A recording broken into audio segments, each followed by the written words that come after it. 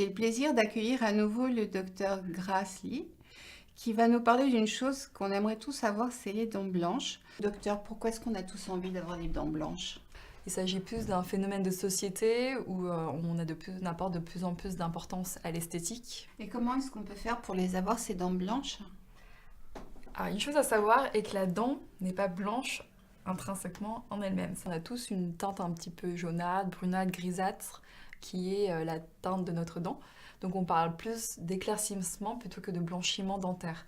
Et pour cela, pour modifier la teinte intrinsèque de la dent, il faut passer par des produits chimiques. Qu'est-ce que c'est un blanchiment? Alors le traitement consiste à tout d'abord enlever les taches extrinsèques, c'est-à-dire les colorations, le tartre, tout ce qui se dépose sur la dent, pour pouvoir retrouver une dent naturelle, propre. Et ensuite, ce produit est appliqué de façon continue pendant une certaine période. Quels sont les aliments qui colorent les dents? Il n'y a pas d'aliments qui peuvent modifier la teinte de la dent en elle-même. Par contre, il y a des aliments qu'on peut éviter pour avoir des colorations dentaires.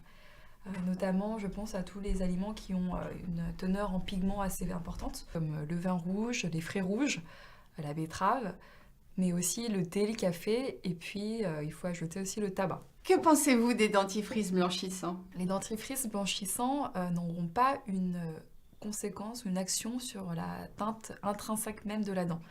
Ils vont avoir un effet abrasif qui va permettre d'enlever toutes les colorations extrinsèques, mais ça ne blanchira pas la dent en elle-même. Est-ce que c'est nocif d'aller chez le dentiste pour changer la couleur de ses dents ou d'utiliser ces dentifrices abrasifs? Comme tout en excès peut avoir en effet des conséquences néfastes.